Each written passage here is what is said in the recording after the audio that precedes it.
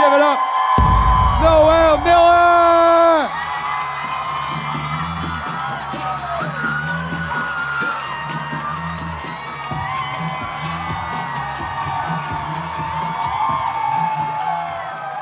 Oh, sorry. What up?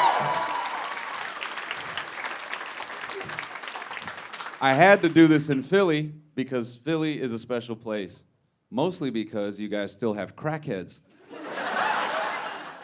And that's a special thing. It's not like that everywhere else. They're becoming endangered, trust me. There's like a legacy crackhead in my neighborhood. He likes to take tree branches and throw them like spears. And I was talking about him to my barber, and my barber, this is how, crackheads are going away, because my barber goes, "Crackhead, they don't make those anymore." And I go, "Yeah, they do." And he goes, how you know it's a crackhead? I said, "The movement." Crack is the only thing that makes a human move like they're missing frames, Crackheads, they gear up with that little shuffle, and then it's just...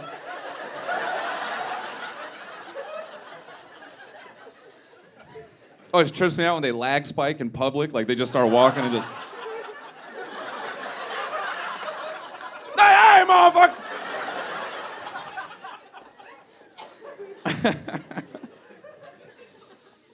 So anyways, I'm telling him about this crackhead.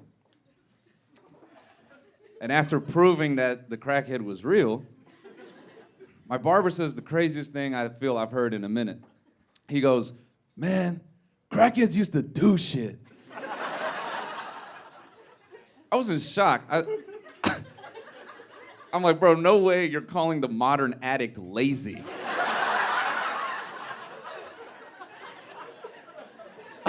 This dude driving around town like, "These guys don't even want to suck dick for $10 anymore."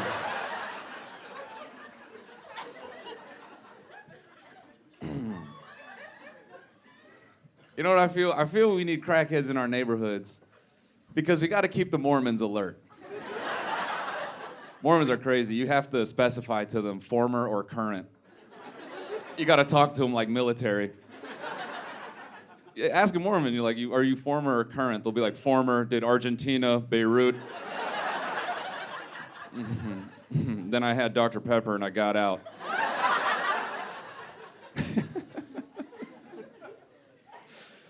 You know how Mormons do their little CIA missions? Like they learn a foreign language and they go somewhere to like preach the word. I don't know how to put this in Philly, but I was driving around through South LA. South LA is like Compton, Crenshaw, like that part of Los Angeles. And I see these two Mormon dudes riding around on bikes. And I'm staring at them thinking, man, how deep does their knowledge of local dialect go? Like, are these guys walking around South LA with a ton of confidence, just banging on doors, just dum dum dum?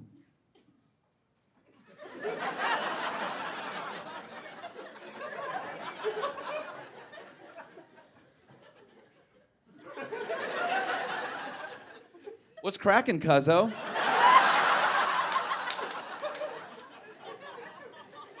No, me and Missionary Paul were just beating down the block. Couldn't help and smell that gas you're blowing. And then Missionary Paul's just back there on a lowrider bike like, "Hey, man, what's up?" Yeah. That's why you need the crackhead to pull up with the tree spear to be like, "Get out of here, mother..."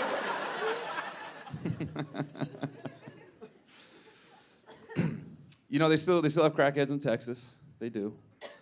I was in Texas when Trump got the 34 charges, and that night I think there were like 600 or 500,000 tweets about a civil war. Texas wanted it that night. I felt 50 of those tweets came from the hotel room next to me, man. I was sitting there in my room thinking, dude, first of all, if we had a civil war, the content would be crazy. There's some dystopian TikTok. "What's up, girlies? Get ready with me to burn down BlackRock Capital Holdings in New York City." "First thing I'm gonna do is apply the red wire to my take on Ted Kaczynski's pipe bomb." The next scene is her just throwing it through a window. You swipe up on that. What's up, boys? Today I'm doing an anthrax ricin haul. I'm gonna show you the top 3 envelopes to kill a real estate executive. Lock the fuck in. We couldn't have a civil war, man. This is America. We do not play by the rules. We don't obey stop signs. You think we're gonna set rules of war and actually, man, give it 10 days. On day 11, homeowners association presidents getting shot. Landlord. Dude, upstairs neighbors, those are done. People are gonna be like, I know you're from the other side, bitch. I know.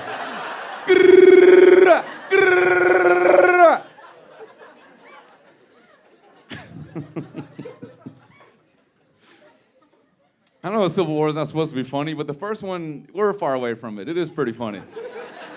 Dude, 400,000 people died dressed like nutcrackers.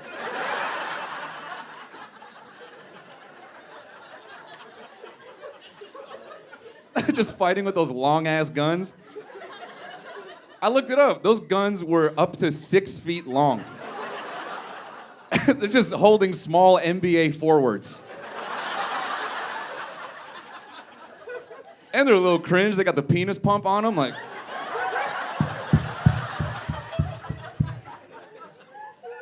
You must have felt dumb as hell reloading. You're like, bro, help. Fucking help.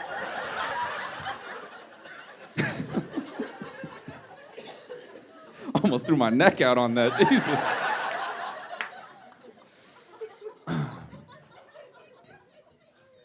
Our Civil War will be comedy because, first of all, who owns a gun in here? Okay, you notice how polite they were? All right. Depending on where you go and you talk to people about gun owners, I think people think gun owners are just one of 3.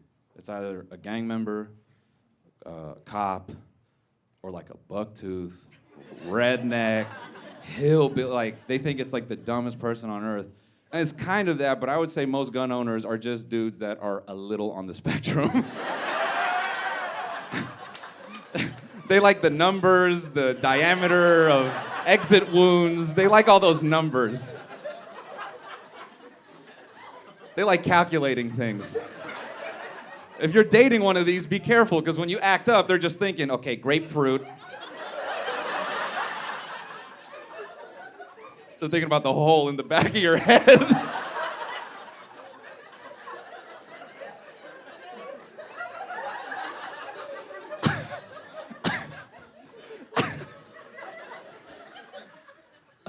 That's gonna be our Civil War. Those guys putting on a Black Rifle Coffee undershirt, like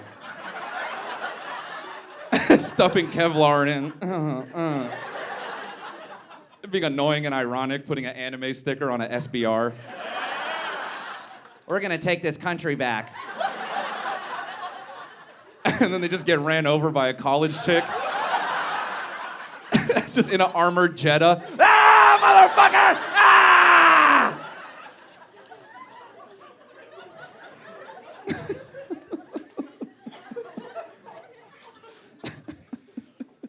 You know, funny thing. Okay. Let me double back for a second. I'm sitting here chirping about gun owners, and it's not from like a lack of knowledge.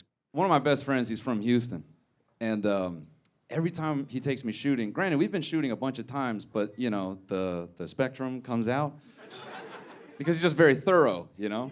We'll get to the range, he'll pull out his guns. I've seen these guns a bunch of times, but he always has to give me the speech. Now, when you operate a handgun, you want to put your left foot down, right foot, shoulder spread, fully extend. He's Indian, by the way.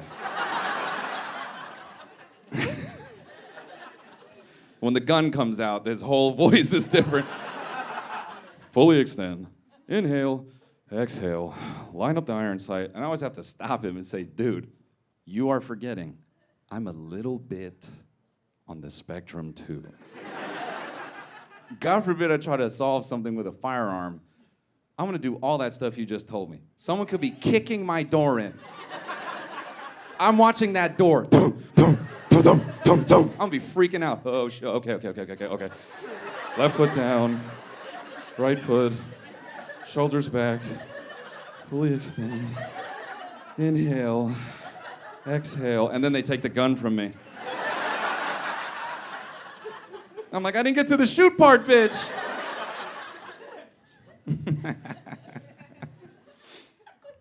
Okay. Okay, fun thought exercise, okay?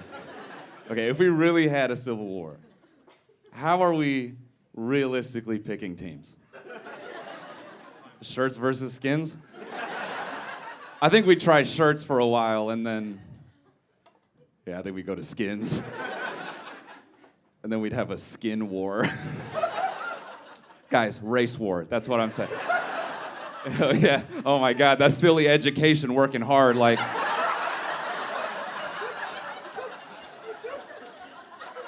Why would we fight over skins, yeah?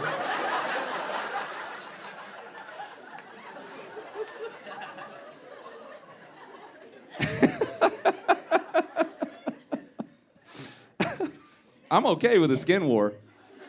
I'm a half-breed. I have options. We got any half-breeds in the room? Yep. What are your halves? Half Filipino and half like white. Half Filipino, half like white. White dad? Yep.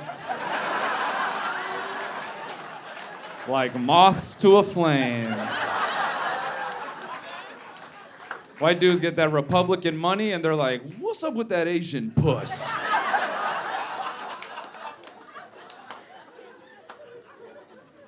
They visit one plastic packaging factory. They're like, hey. They're kind of little.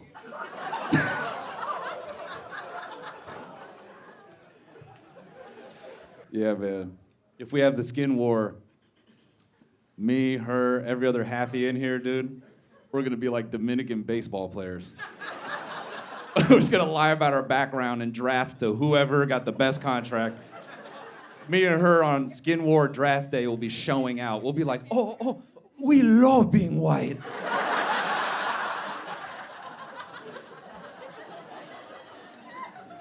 We've been white our whole life. But if whites start losing, that 2-year contract comes up. We love being Chinese. We have been... I'm a little too comfortable talking about race now because I've just been traveling so much. It's just changed my concept of racist. It has, man. Like, we have racists here, but once you meet a European, you're like, oh, there's like levels. You're like, there's collegiate level racism. You forget that, bro. Do we have any Europeans in here? Where are y'all from? Albania. Where? Albania? Albania. Oh, turbo racist. No, hold on. Are you from Albania or your parents? Nah, born and raised. Born and raised. Oh, okay. All right. Yeah. She's going like this. We think that means like, no. Albanians got slurs so old, they have to summon them. They're like...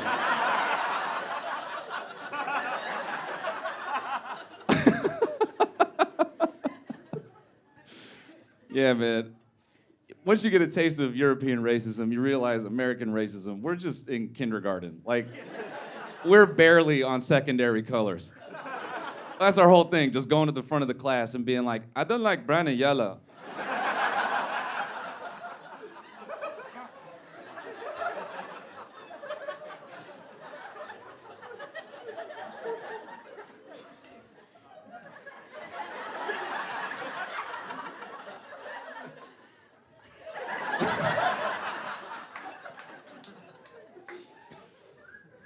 And in Europe, they hate you based on color too, but it's very advanced.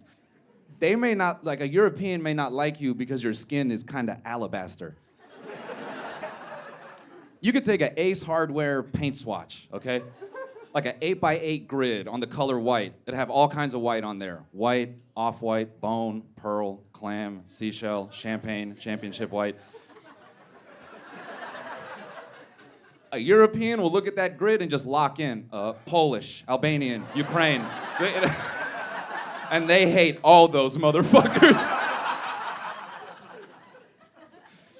I got a crash course in advanced European racism in Scandinavia. Do you guys know where this is? You're like, yeah, Toronto, bro. Stop talking shit. No, man. Finland, Sweden, Norway, the holographic Charizard of white people. They're beautiful up there, man. When we were in Finland, I kept telling my tour manager, I said, hey, let's kidnap one. This fucker might be a speed skater. It'll be sick. It'll be like raising a husky in California. Blue eyes, white fur, beautiful.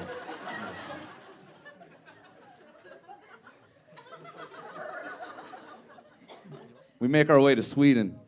We do a show there. It's a lot of fun.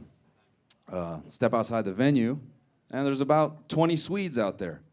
And I'm thinking, oh, I'll say what's up, take some pictures, it'll be cool. We take the pictures, I say what's up, and I think we're done. We were not done. One guy from the group, really bold, he's like, hey, you go to Denmark next, right? When you get there, tell them it sounds like they have rocks in their mouth.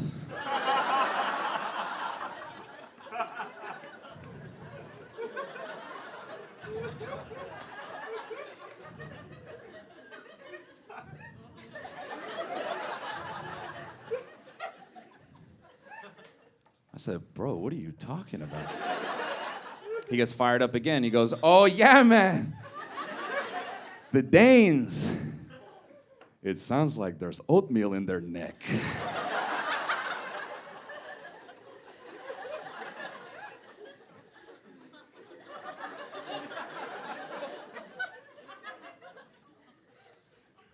Now remember, I'm on American racism. So I look at him and I say the most American thing I could. I go, yeah, but aren't y'all like...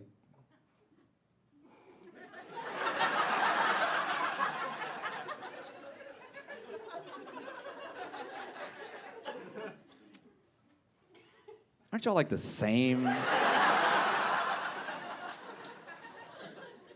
They did not like that. A girl jumps out from the group and she starts yelling at me. I mean yelling. She's like, you know the phrase bloodbath? That's because of what we did to them. I looked it up. Bro, that happened in 1700. So she says that, and I'm like, man, y'all are mean. And then I go to Denmark. Now, real quick, make some noise if you've never been to Europe. Hey, make some noise if you have been to Europe. Okay, dicks. You notice how they did it a little louder? They're like, we have money. I'm not from Reading, okay?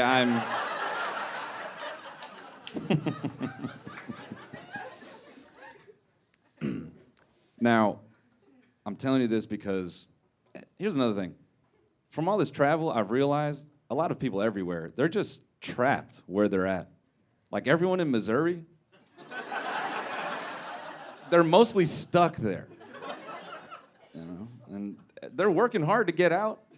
They're generations deep. The family's doing hard work, you know, picking crop, killing cow, construction. And they're hopeful. They're like, one day our children will travel and see a whole new world in Baton Rouge, Louisiana. And they get there.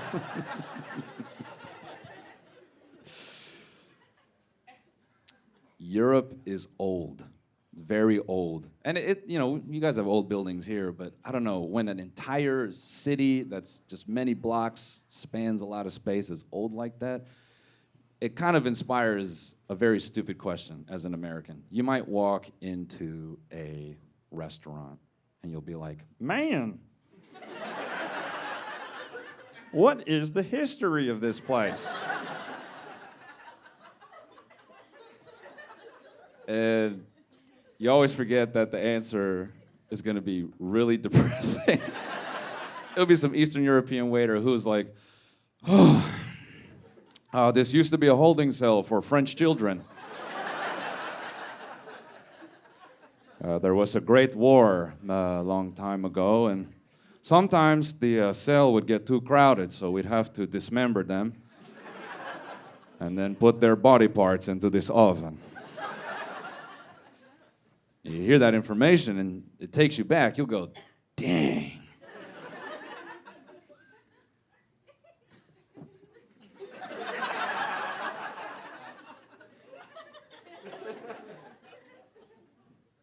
Let me get a margarita pizza.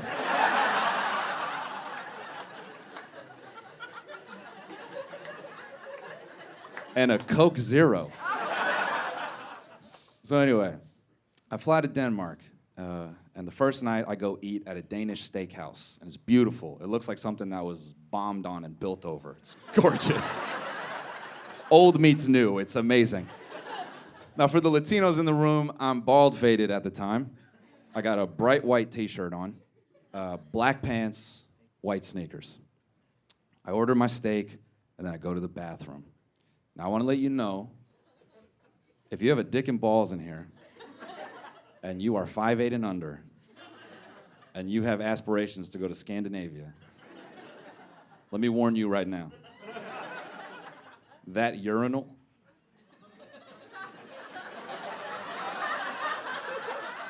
is gonna humble you. Bro, I can't tell you how many pisses I took on my tiptoes. Bro, I was in that restaurant leaning on the wall. Okay? My balls were in the urinal.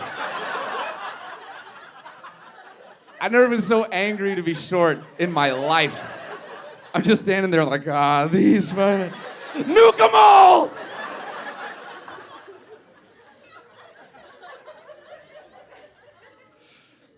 So I pull my balls out of the urinal. And I step into the hallway. At the end of the hallway, there's an old Danish man. He's looking a little bit senile. He's just staring into a broom closet.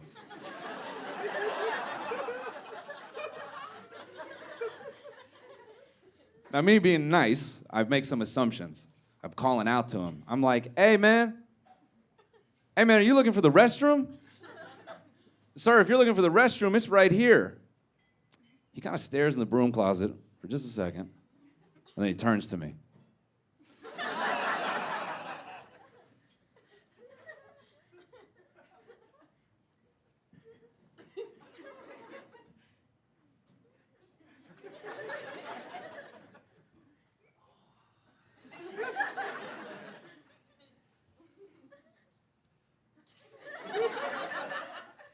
You cooked the fish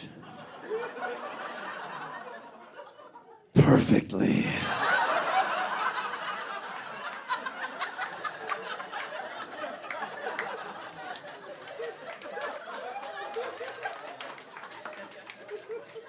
Now I'm going through some stages of grief. I'm like, this stupid Dane. He don't have rocks in his mouth, he's got rocks in his head. He's a moron.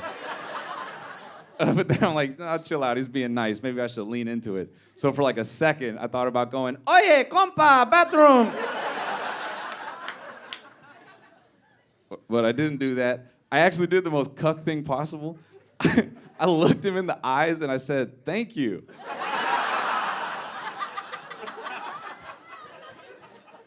And I gestured to the bathroom. I was like, sir, if you...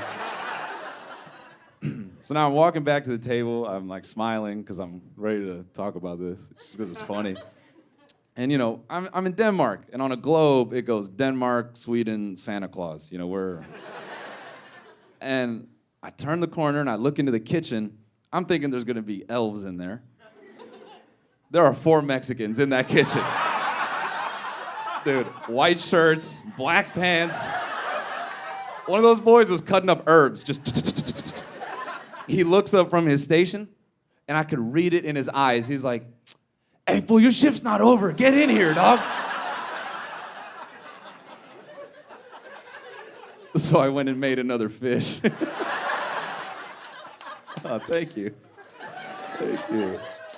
Thank you.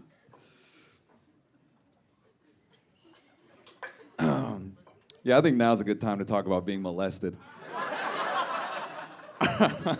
I know, I shouldn't force it on you.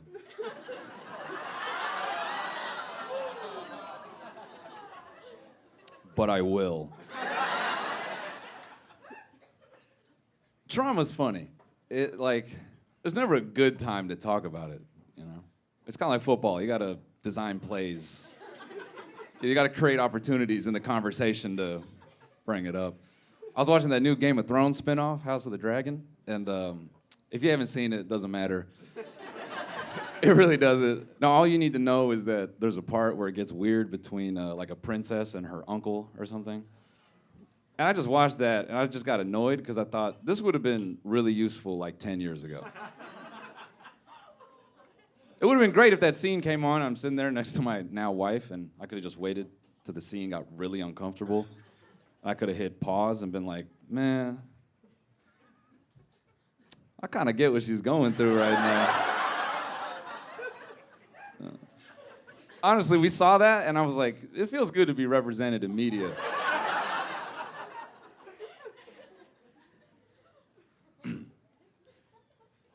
Look, I could tell you're uncomfortable, so I'm gonna say two things. Okay, first of all, you should laugh at this because you didn't do it. Okay? And here's another thing you should know, all right? I don't blame the guy who did it.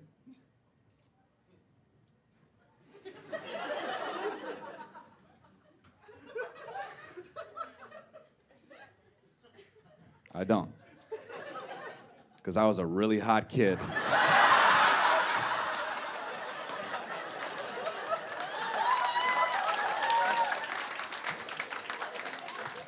My wife will show me pictures of me young. She'll be like, oh my God, you were so cute. I said, bitch, trust me, I know.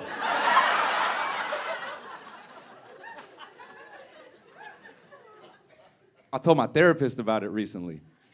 Bro, her word for word response. That must have been hard for you. I'm fully crying on Zoom and shit.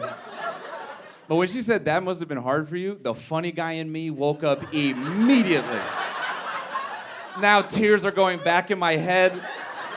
They're coming out like spit because I can't stop laughing. I'm like,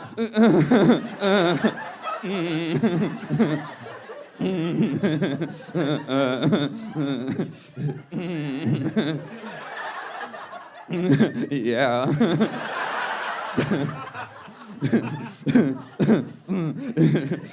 It was pretty hard for me. Probably harder for the guy that did it, though.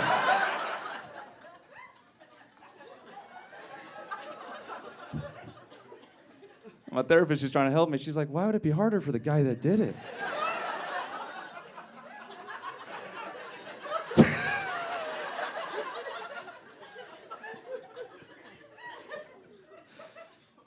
Now I got her right where I want her. Now I'm looking at... Now I really can't stop laughing. I'm like, I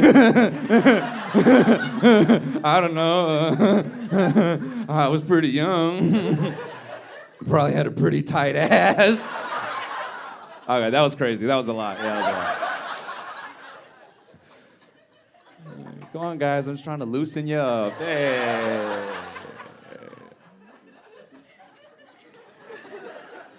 Thank you for that soft clapping. I appreciate it. Well, please stop. You're giving me PTSD.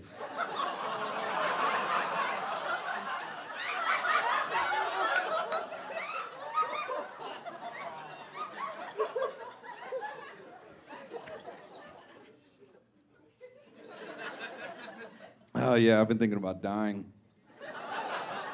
No, not on purpose. Not on purpose. Bro, you can't be suicidal after 30. No one gives a fuck.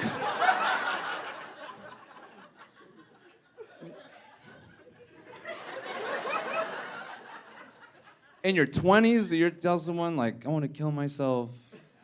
It's kind of hot. Some of you go to your friend group tonight, pull a gun out, be like, guys.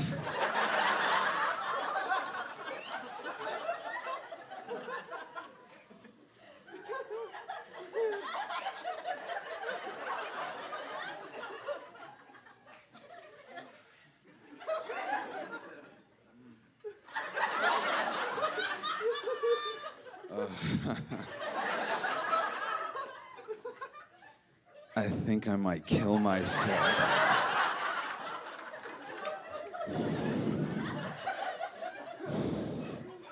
Your friends will be freaking out. They'll be like, oh my fucking God. Don't fucking kill yourself. Oh my God. But when you're 30, bro, you gotta call someone. Because you don't hang out in person anymore. And it's pathetic. You gotta take your phone out, Face ID.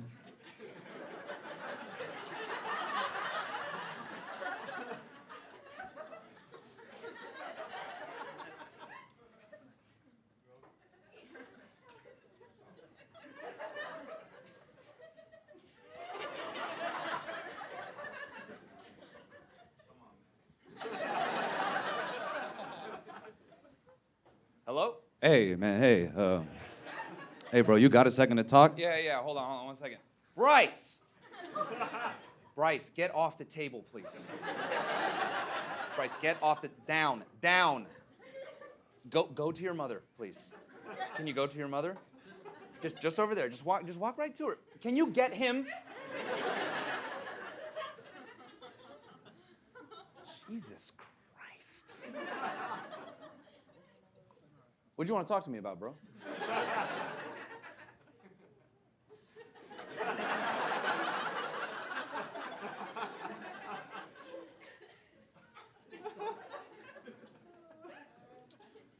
I don't want to take too much time, man, but I'm gonna be real. I'm thinking about killing myself. Yeah, me too, man. Me too.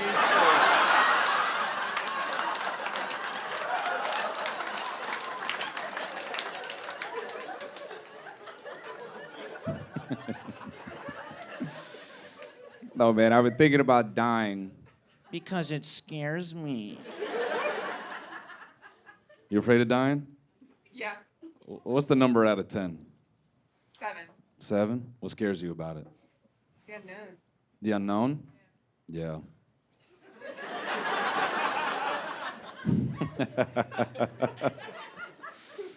You just die and you wake up in a glory hole, you're like, oh. Depending who you are, you're like, damn, I've never done this before. Is this infinite? You afraid to die, man? No. What's the number out of 10? 4? Out of respect? You just don't care? Why do you think you don't care? Yep. What? I don't have to go to work tomorrow.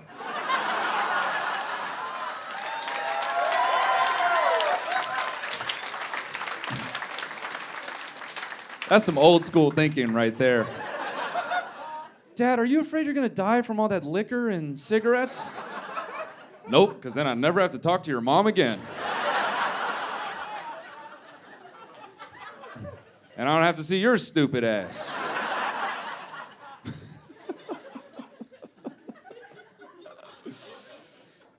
No, I'm like you. I'm like a 9 out of 10, dying.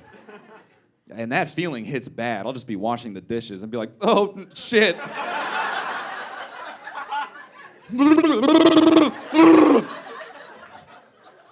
Some days I have this really cheesy thought. I'll get up and I'll look at myself in the mirror and I go, aw, shucks, man.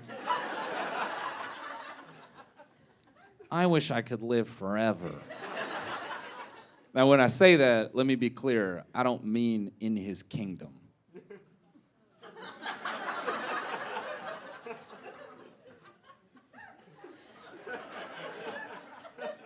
Okay. I want to live forever in capitalist America. Yeah. I want to be 50,000 years old shopping at Target.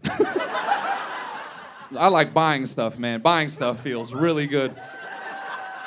I know you guys are smart. You're like, bro, but techno-feudalism, like late-stage capitalism, but hey, not my fault that buying stuff feels so good. I'm at a point where when I get an Amazon package, the blue Amazon Prime tape, I think they put a little bit of cocaine in that. I open a package sometimes and I'm like, man, that's gotta be from Mexico. That's Mexico for sure. My new thing is I like to buy stuff US mail just to edge myself. I'll be dick up for 8 business days. Oh, shoot, man. Ooh, it's coming. Oh, man. Oh, it's coming, dude. I can't wait till it gets here, dude. Oh, Ooh, I can't take it. I can't take it. And the package shows up and it's something really dumb. I'll be like, oh, hell yeah. SpongeBob soap dispenser. Hell yeah. I better buy some soap for this. And then it just starts over. That's why I get really freaked out when I see some video of a kid going, America's gonna collapse in our lifetime. I'm like, bro, shut up. I like buying shit. Shut your mouth. I realized that's why I'm afraid to die. I don't get to buy anything anymore. Death is FOMO for me. That's all it is.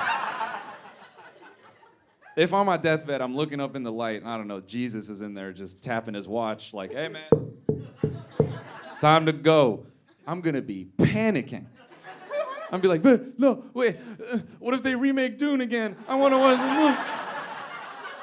And you get to see a flying car. It's not fair.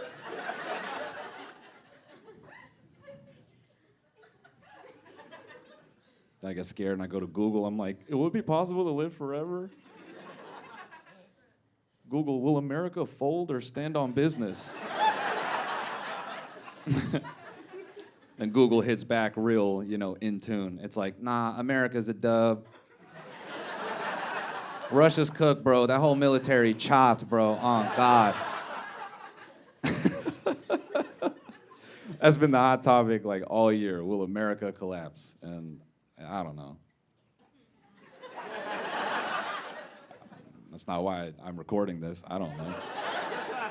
What I do know is, when we run out of the money, we got that fun 3-letter button we like to hit. You look at you guys.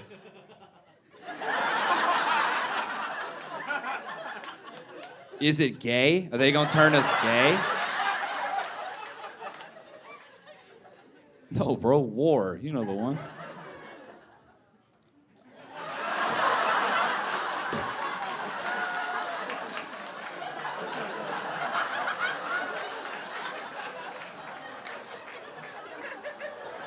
No way. No way. That was a VIP table. Oh. That's crazy.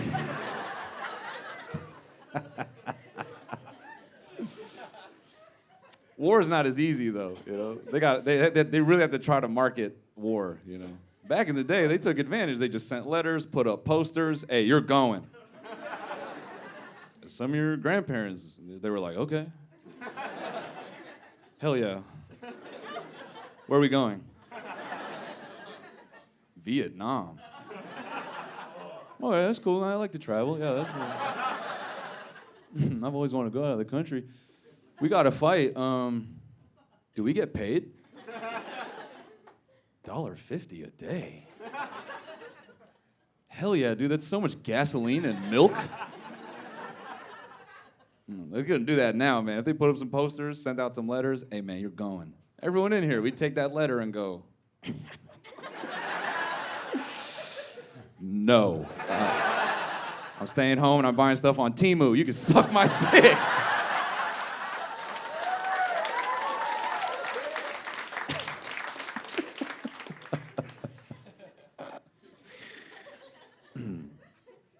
I was watching this like methed out war edit the other day. It was like F-16 and F-22 footage put over like trap beats. I was like, dang. It got me thinking, like, remember when people would say, comment on videos, imagine explaining this to someone in 1800? I thought about that and I was like, dude, if I had someone, like, mint condition, 1800s bread seller, just like transported to my living room. I wouldn't explain anything to that person. I'd torture that guy, honestly. I'd show him TikTok. I'd be like, hey man, you see these people?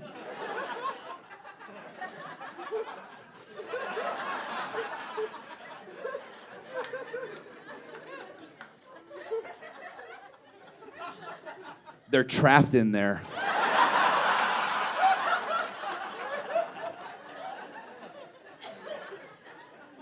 Because you're a sinner. Oh, me Lord, say it not true. I swear.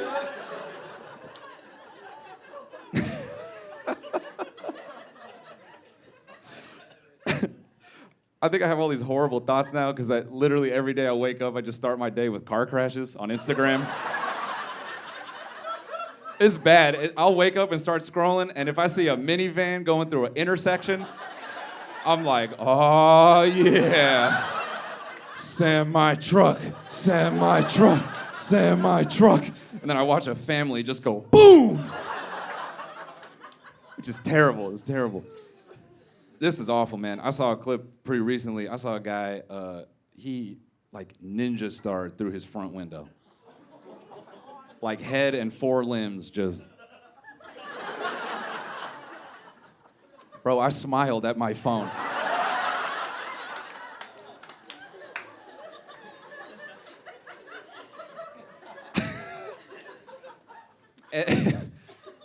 It's like that's a horrible reaction. And I think the only people that relate to that are the 500,000 other people that also like that video.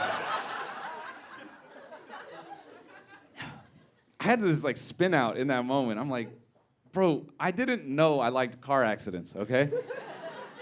Like my phone taught me this. I started thinking about times where, you know, like you're discovering something that maybe you shouldn't be into. Immediately, I don't know why, my mind went to, you remember in high school when you had to cut up an animal for science? Yeah, what'd you cut up? Frog? Cat? Lamb? Pig? Okay, now time out. I'm not even doing this because you're front row. This is just on God.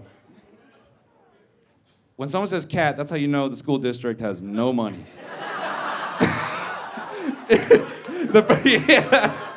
The principal went out that morning. He was like, get that one by the trash can. Get that one.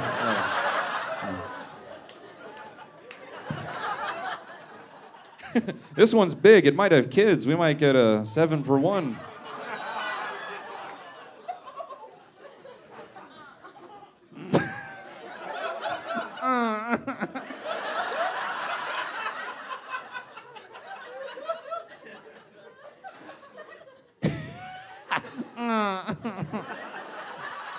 You act like I stabbed all 7 kittens up here.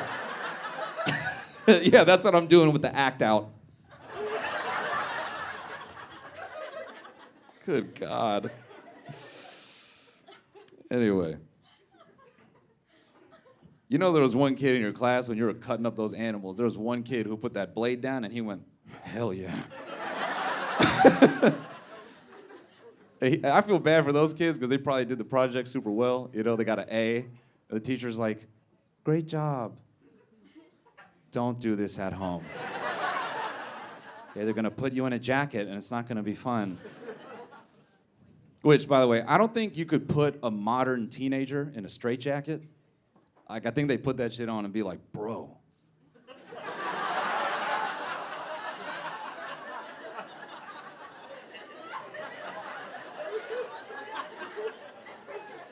Bro, I look like Cardi. This shit is hard as hell. Tighten it up, tighten it up.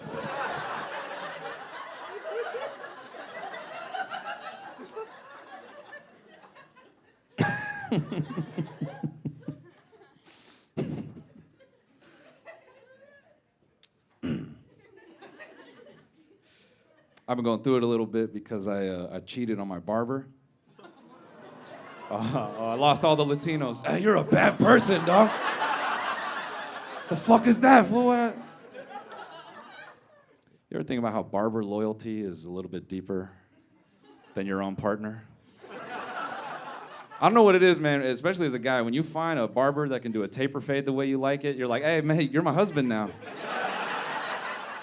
I'm gonna protect your feelings, you know? Barber loyalty, it's like, okay, your own partner could spend 30 minutes on a meal, let's say. Put a lot of love, focus into that, and they give you a meal. You'll accept that meal, and you'll have the boldness to take a bite. You'll be like, okay.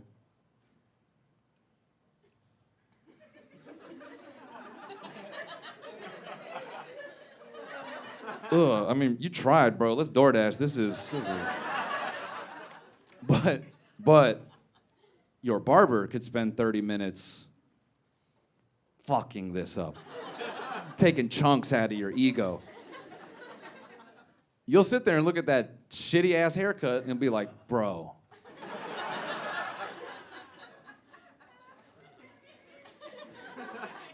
You kill it every time, bro. How do you do this shit, man? I love this new thing you did on the side. These lines, these are crazy, bro. Is this a swastika that you just put in my head? It is? No, I love it. I'm gonna keep it. You're an artist, man. This is beautiful. Then we go back to our families and we're like, you did the swastika thing again. I don't know why it's so hard to be honest with a barber. It's just, I had this, so I went to another barber and I got a cut that I liked as well. And I was having this dilemma because I wasn't sure now. I'm like, man, I've been going to my shop for 10 years. I kind of like this new cut. I don't know how I feel. I'm venting to my wife and she goes, hey, dude, it's a service. Stop being weird. I had to explain to her. I said, no, I've been going to this shop for 10 years. I can't just up and bounce, okay? I know your dad did that.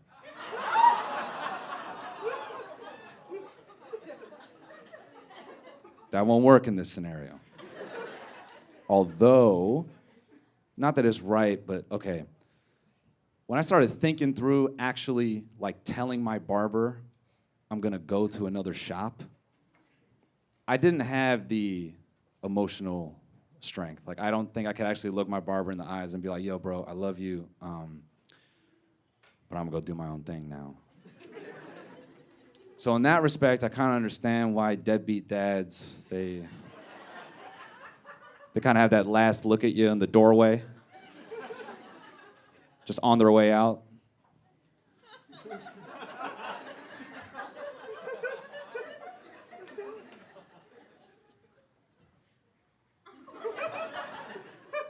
Good kid.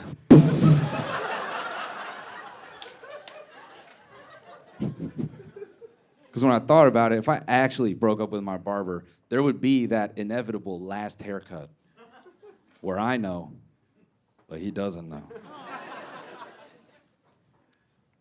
And you cut my hair, and he'd be like, you like that, man? I'd be like, yeah. He'd take the apron off of me, and he'll be like, all right, same time next week?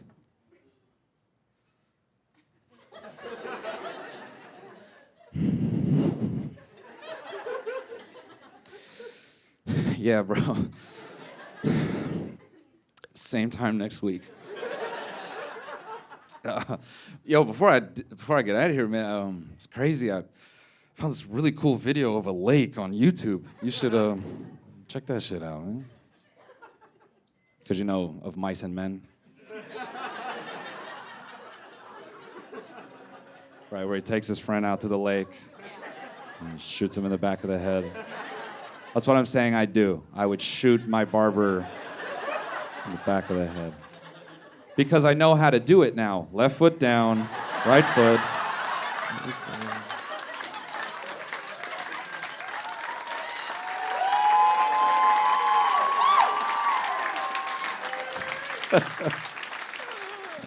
JK.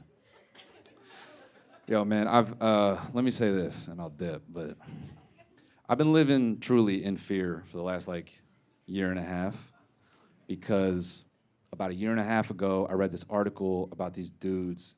They figured out an AI model that could read dreams.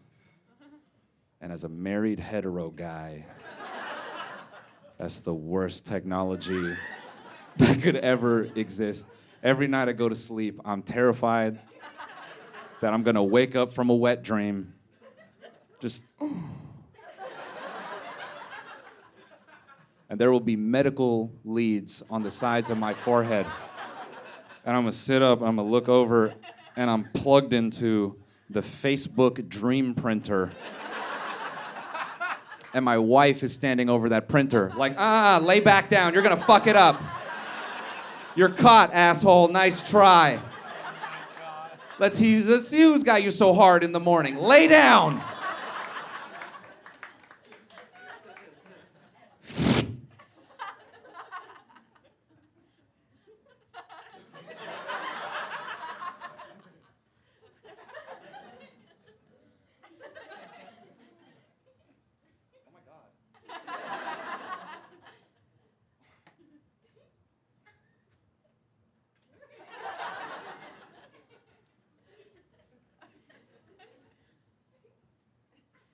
Oh my God.